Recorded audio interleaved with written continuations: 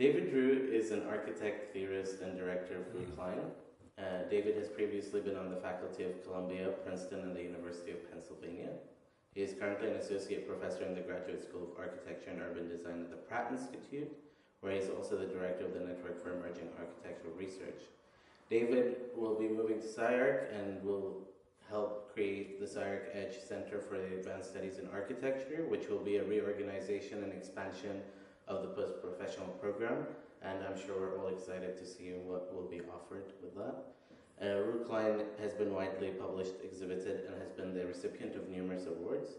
Brookline received the Emerging Voice Award in 2011 for the Architectural League of New York, recognizing the firm as one of the leading experimental practices in architecture today. And I just wanted to add a personal introduction to that, actually, and I thought it's very interesting.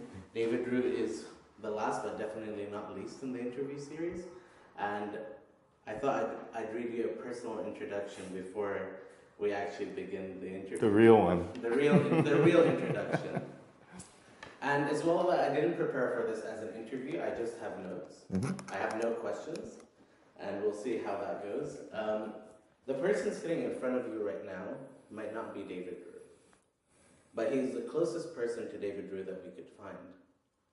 David Drew disappeared. He used to be an architect.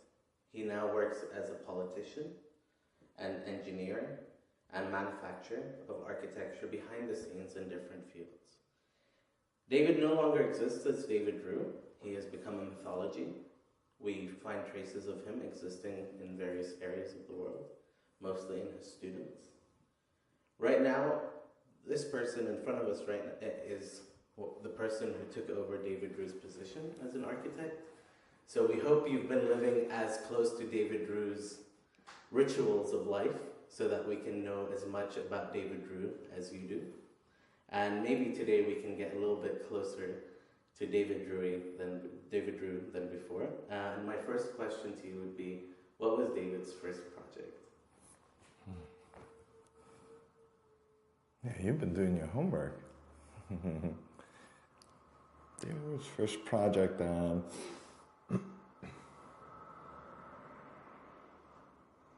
well, I don't know if I could really answer that, so I'm going to just stick to the facts. The first project, I guess, is the one you first do after school. And that project was trying to build something, actually, with my own two hands, and pouring concrete and drywalling. That was a spectacular failure. Yeah, and it was an interesting first thing to do out of school. I rented an office and wanted to do some weird things to it. And there was really no money to hire a proper contractor, or even an architect for that matter. And so it turned into kind of a weird activity where almost for the entire duration of the lease, I was working on that. And never even quite finished it. It was every new thing I put up, there were 10 new things I wanted to do. It was like the finish line was getting further away from me the harder I ran.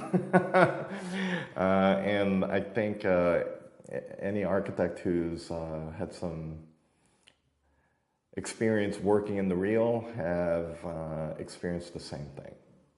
You know, and like most first projects, they don't end up surviving history. It's just a kind of vague memory now. It's not in the portfolio. It's not on the website. You know, it's just something I would rather forget. But sure, I mean, it definitely had an influence on me. It was some ways a thought experiment, like everything else I do. It's interesting that you talk about the idea of the finish line moving further. You can see in your recent work, actually, that the layer of complexity is the idea that maybe we could look at your project, and excuse me if this is the wrong way to look at it, but there's a sense of the project was completed, then the project was redone, and then the new project was placed on top of the old project. So could you maybe talk about that layer of complexity versus like maybe your first project within your current work right now? Well, after so many years, a lot of things that were complex and difficult to explain have been reduced down to what I can state in very short sentences, you know, and probably the first declarative sentence is architecture comes from other architecture. And maybe by extension, projects come from other projects. You know. And I think if you want to geek out philosophically, yeah, pretty much everything comes from something else. And there is no coming into being from nothingness. And I think that can be debated, you know. This is, I don't want to try and claim that somehow I know the truth of things. It's not true. It's just, these are a set of reasoned opinions I've come to based on things I've been reading, things I've been doing. And now it's more of a commitment, and on some days it can manifest itself very politically, and on other days it can manifest itself in a disciplinary way, and other days it just comes down to how I compose the form right in front of me, you know. So yeah, I think that's really fair, you know, your observation that there seems to be different layers of interpretation in the projects, and that's very intentional. I don't know if it constitutes complexity. I think it might be more towards, I guess, ambiguity, I think, is what I think I'm always after in as a kind of outcome of the work. I think there are two ways to make something blurry. I think you can make something blurry by just scrubbing it out and erasing it, you know, and erasing information. But there's another kind of blurry that comes from not knowing exactly how to interpret it, like any kind of word with multiple meaning, like spring, like I don't know if season or a little coiled piece of metal or jumping, you know. So I like that condition, you know, where there's some ambiguity about what something can be. I think when relationships between a thing, whether it's a piece of design or even a person, get too hardened and its meaning becomes too concrete, it, I think, takes us further away from the real, actually.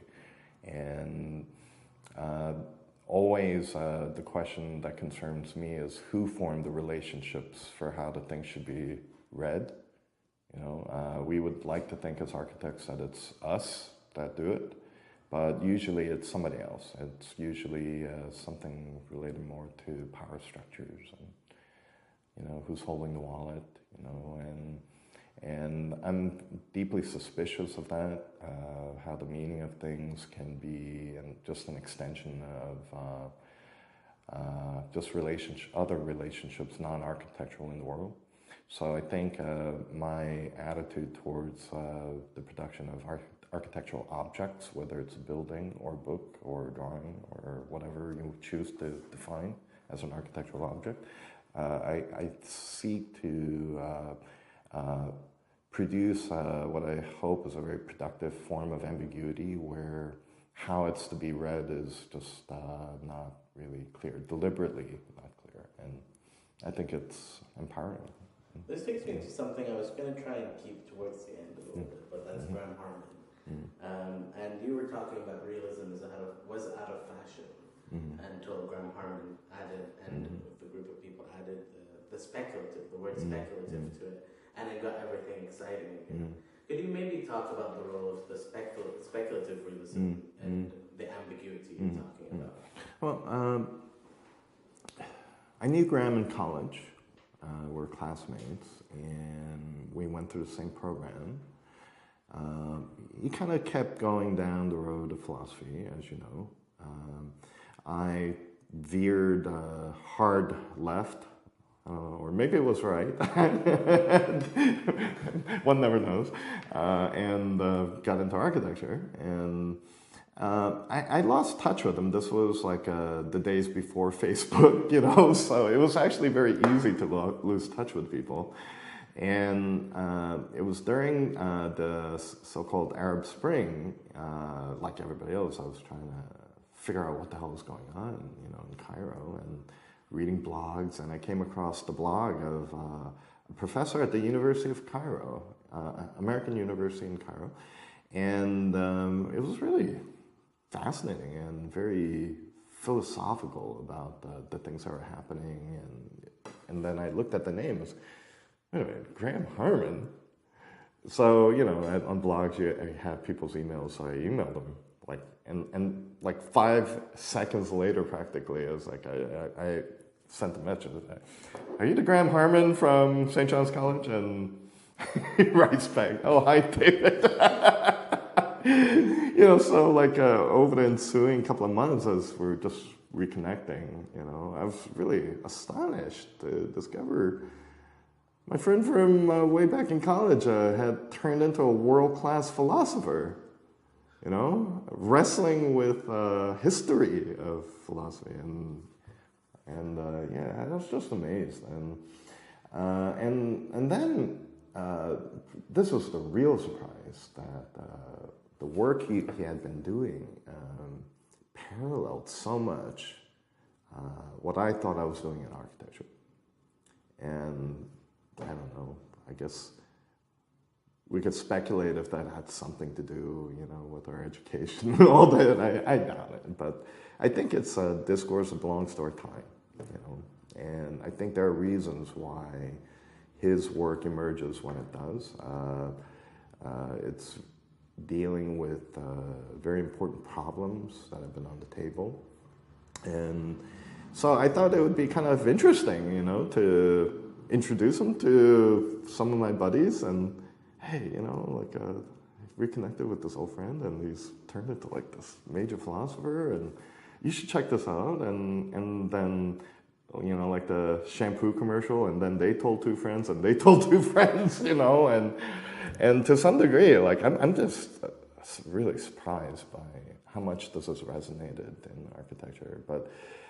Maybe that's something we can also talk about, but I do think it touched a nerve, you know, because there was definitely fatigue with some of the conversations that were taking place before, and I certainly don't think this is some kind of answer, you know, but at least it constructs some new ways of thinking about, I think, very old problems. So I think those people who think that this is just some new banner to legitimize old formal agendas, I mean, if it is that, it really should die, you know, a quick and noble death, or not so noble death, but I think it's much more than that. I think, you know, philosophy is not like a science, you know, where we could just kind of pirate some formal tropes and misinterpreting, you know, shapes coming out of math or biology or so on.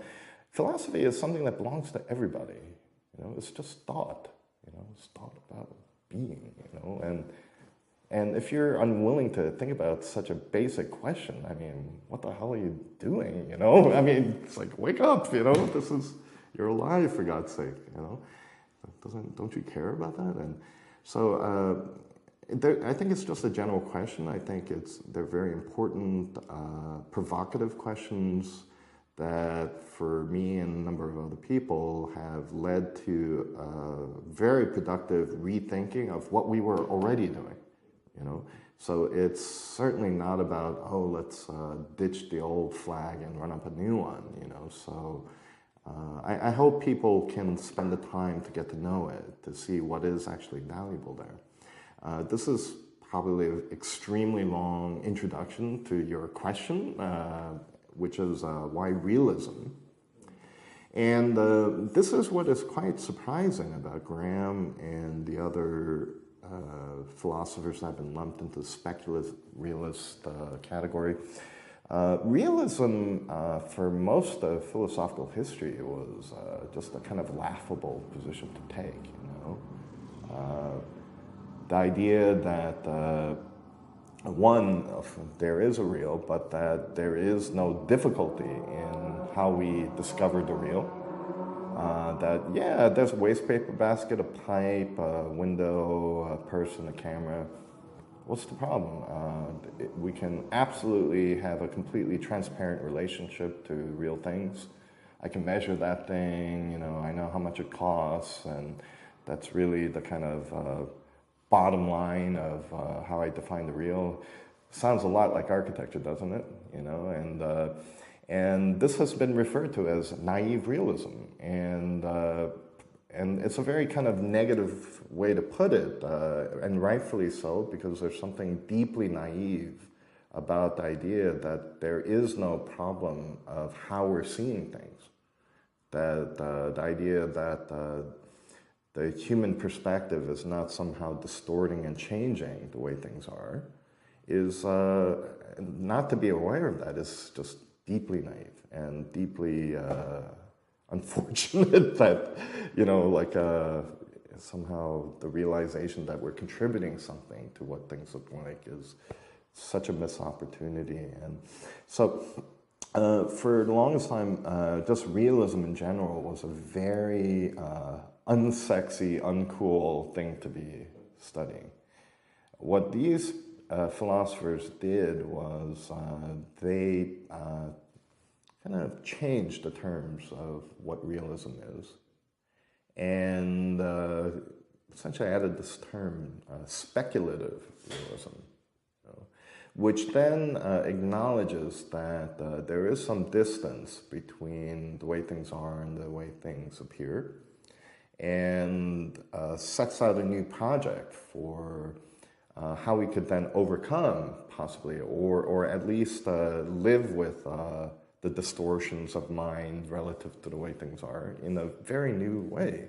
So I think this is why in the philosophy world it's it's very controversial and making a lot of waves. I wish there was a way to make clear, why this is so interesting in the philosophical tradition. Because once you become aware of the history of philosophy and why this problem is so important, so interesting, and why their way of going about this problem is so new, actually, because it's so intimately related to all the things that actually concern us. The way I try to explain it is there's nothing more frustrating for architects than the phrase, "that's not realistic." And especially at a school like SciArc, that kind of statement is seen to be the kind of enemy of good design, right? And I think what philosophers like Graham Harman point out, but this is also something that Immanuel Kant points out in the late 18th century, that you can't ever really say that, with any kind of certainty, that because you would be essentially making claim to being able to see the way things really are, to say that's not realistic, And if you just acknowledge that you can't get away from the fact that everything to some degree is going to be colored by how we're seeing it, right? Whatever we think so-called reality is, or the concrete, difficult realities of building in Los Angeles, for example, right? What's really astonishing is no one can actually say that for sure, what that is, And I think we just forget that. As we're dealing with spreadsheets and real money and real building codes, it really feels like the world is far more non-negotiable than I think it really is, So I think it's just good to be reminded that whatever you think these difficult constraints of the world are, they're always going to be, to some degree, an abstraction. And they're always going to be vulnerable to new abstractions. Abstractions that we construct and send into the world. So I'm very optimistic in that regard. Yeah. I have two questions that I'm just going to put together right now. You talked about architecture as a discipline exists, but it doesn't have a center. But I also want to ask about architecture and the school of affect, right? And whether ambiguity and complexity and mystery in an object actually belongs to the school of affect or not. Is this a new school of thinking for architecture, or is it just another branch in the affect school of architecture? The discourse surrounding affect, I think, is to a large degree incompatible with this new way of thought. I'm not saying it's one's negation of the other. I think it might be a different framework to discuss similar phenomena. So,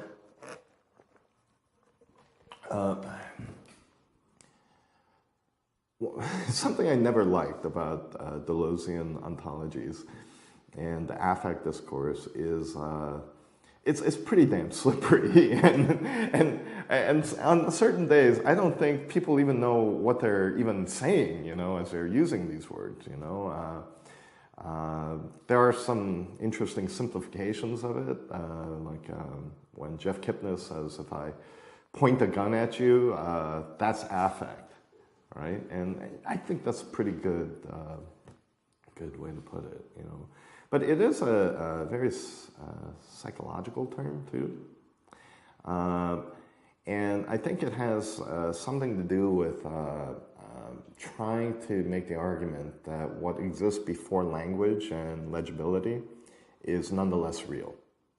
Like architecture operating on the level of sensorial apparatus, whatever the hell that might be. I don't know, like if I'm sensing you right now, it's I don't know, it's odd, like the hairs on my hand are standing up right now. And that somehow there's a kind of precognitive apparatus for the transference of architectural phenomena. And I don't know, sometimes it seems very superstitious that it can operate that way. So I think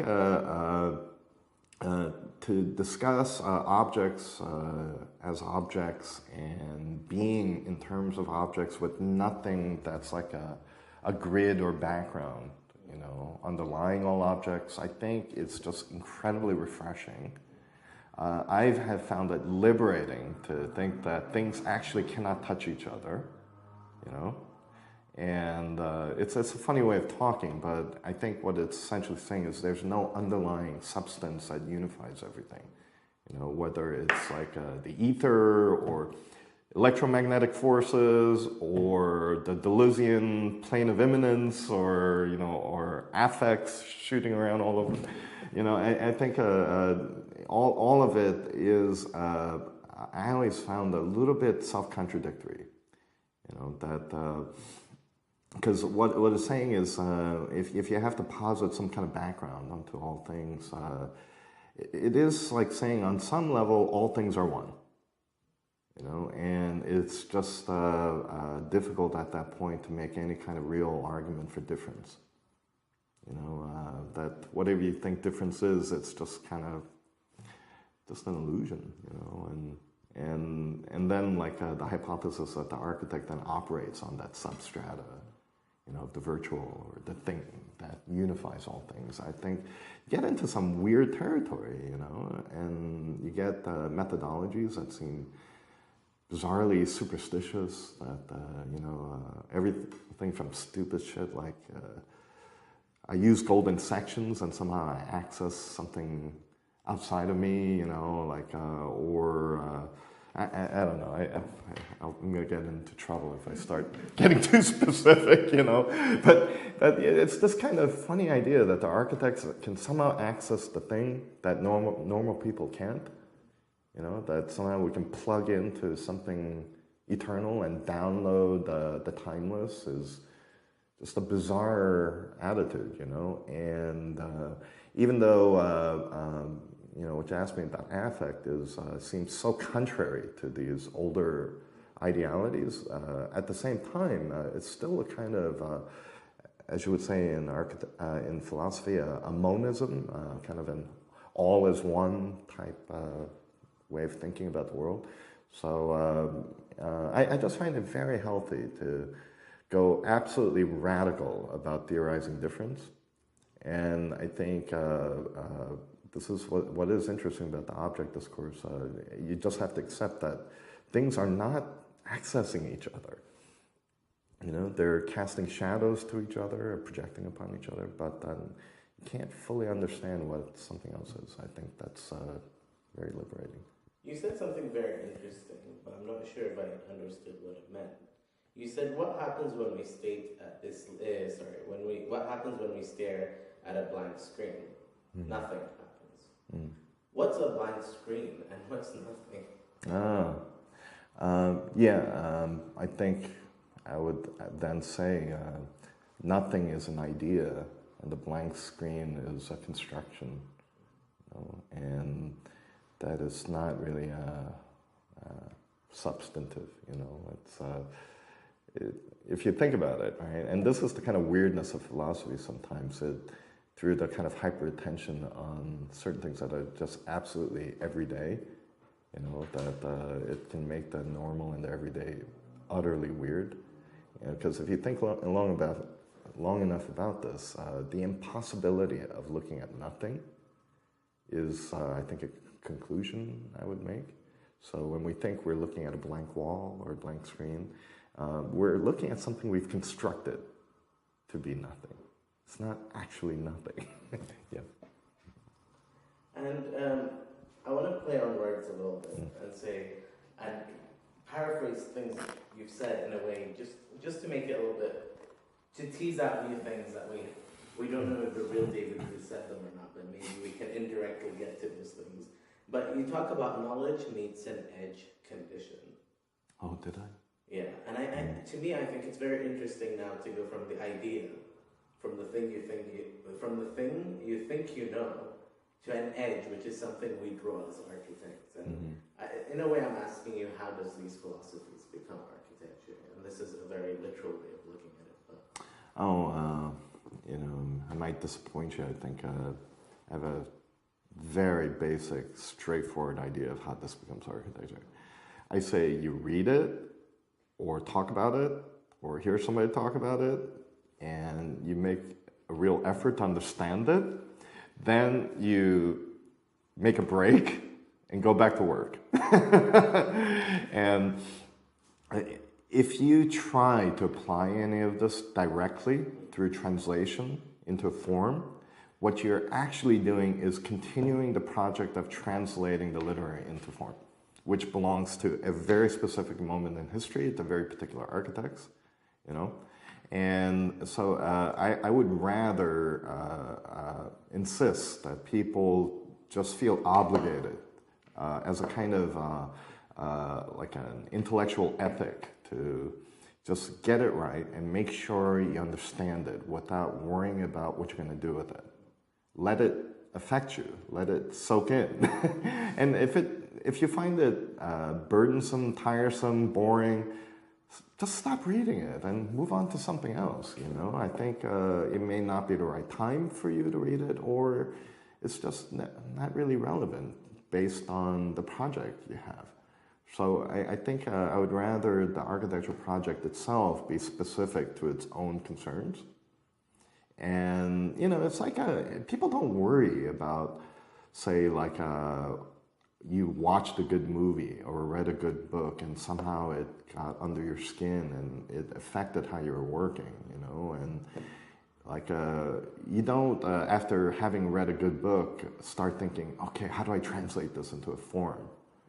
You know, it doesn't make sense to think that way, you know. So, I think we could talk about then, like, what specifically architectural problems might be interesting to me or to other people, but I certainly don't want to talk about how people should use this to do architecture. Yeah. And that takes me to another problem that you bring up, and it's a problematized technology. And you talk about architecture as not a philosophy and not a handmade project, but you need to problematize the issue and work on it. So could you maybe talk about the idea of problematizing something? That's interesting.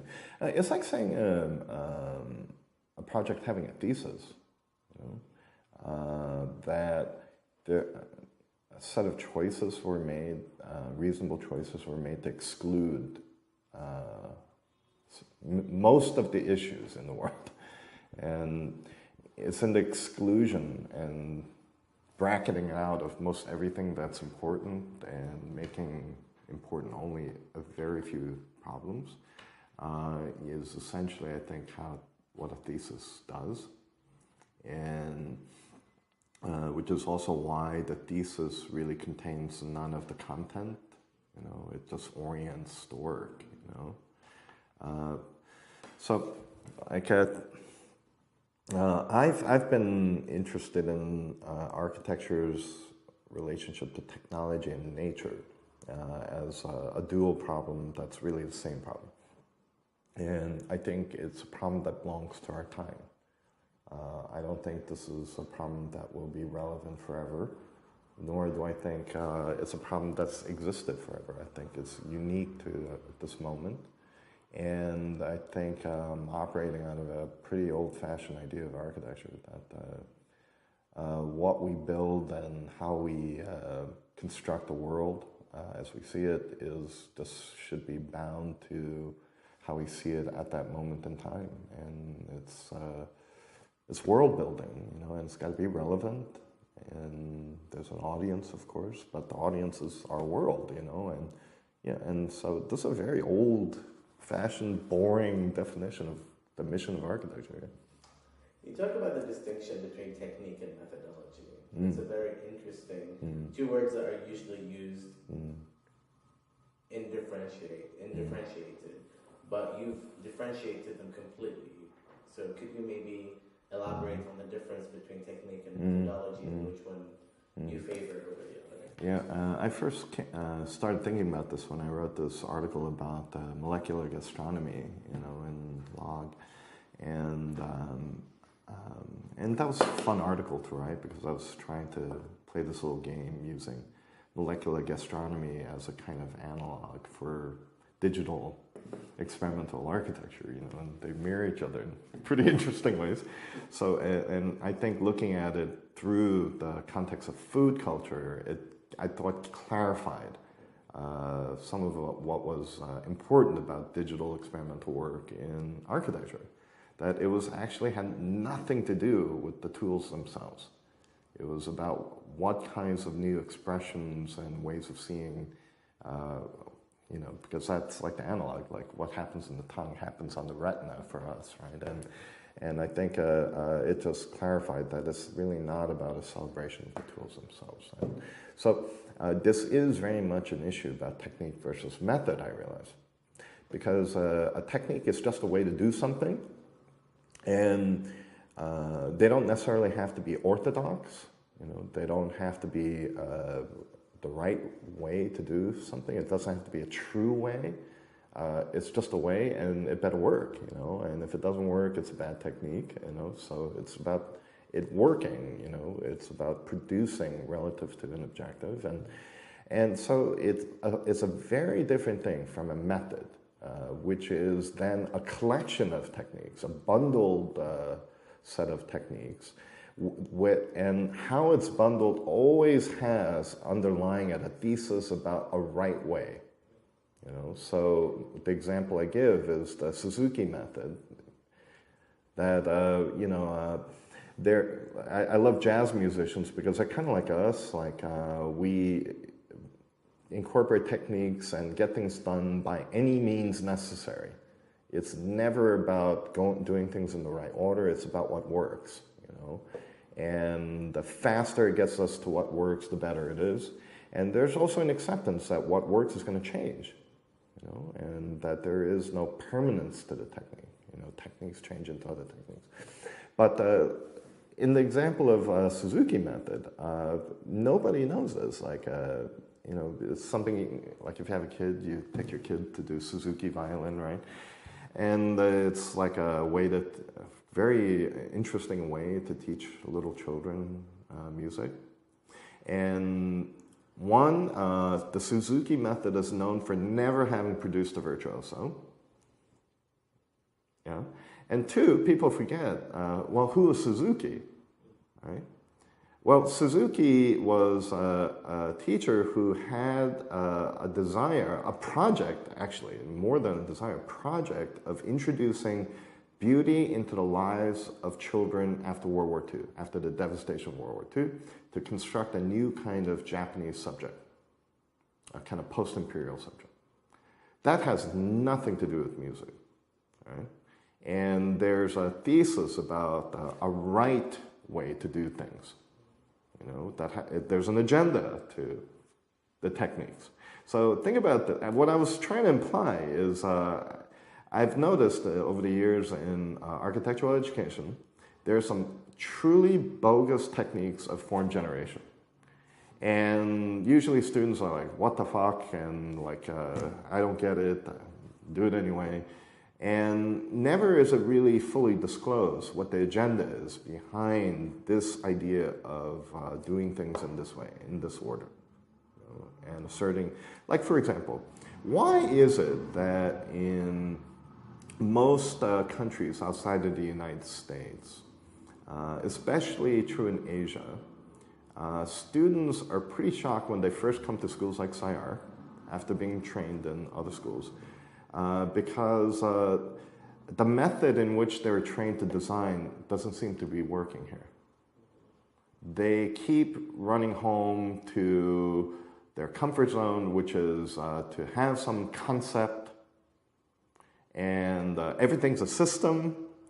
You know, it's a system of making form that they're putting together, or they're diagramming shit, or they have peculiar ways of mapping a site, and somehow they expect some magical form to appear out of it, but they get the form and they put it up, and they're so anxious to declare what their concept is and what their reasoning is, and they're shocked that the jury goes, we don't like it. Right? But why don't you like it? I did all the steps, right?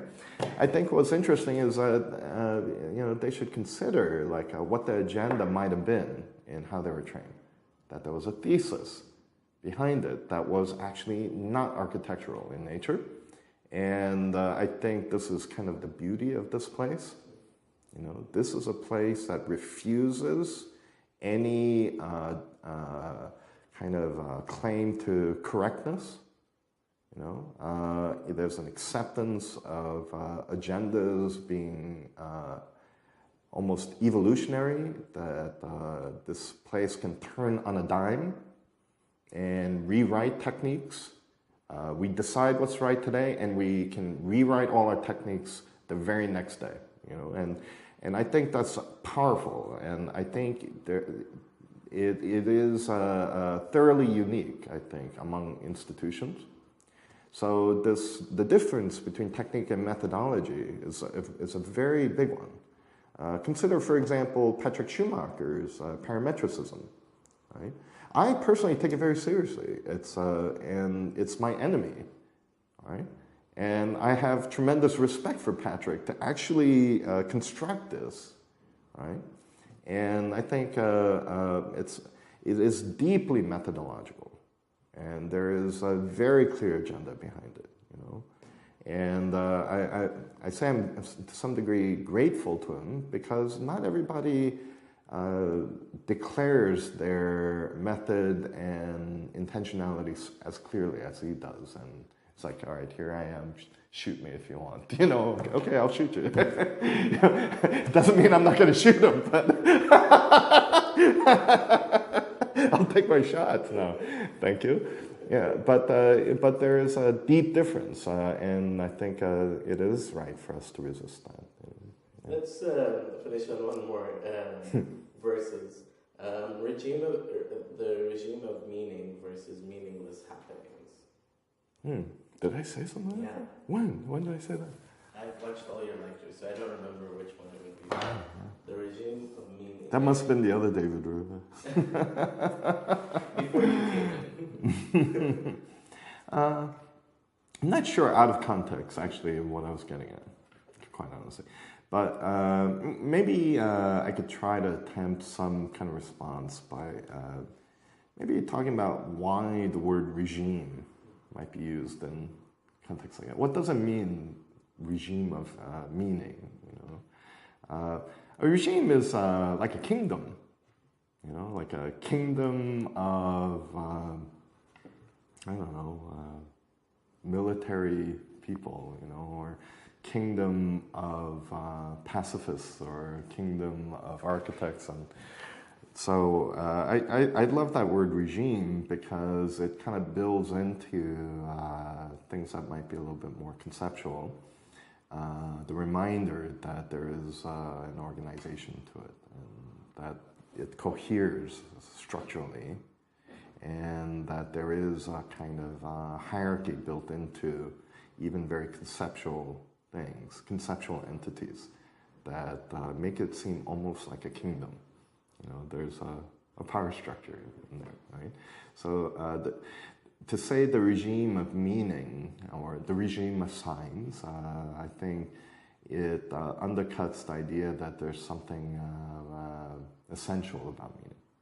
You know, it implies that meaning can be handled almost as though it is a kind of nation, and with players, agents and actors that are interacting, and that it's actually not somehow deeply embedded in the nature of things, but it's something that's out there that you have to either go to war with or get incorporated into, you know, or you start your own kingdom, you know, so yeah. David Rue, it's an absolute pleasure to sit down with you today. What you have to offer hasn't been offered yet, and hopefully the true David Rue is still out there fighting the. Can I ask you a question? Of course. Why did you want to foreground this idea of true or false David Rue? Because what you say is sometimes true or false, and I think it depends. Sometimes I think the false comes out when the true David Rue isn't there.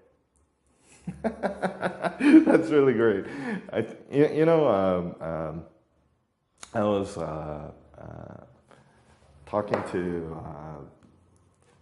Peter Trummer yesterday, you know, about, I love Fight Club, you know, and I love that moment when Ed Norton discovers that Brad Pitt's been flying around all over the country starting fight clubs in many different places.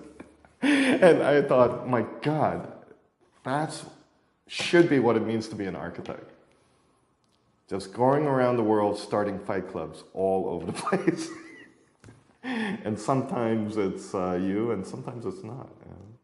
Yeah. And this is the Sunday version of David's Fight Club here at Sahir. So thank you, David. Great.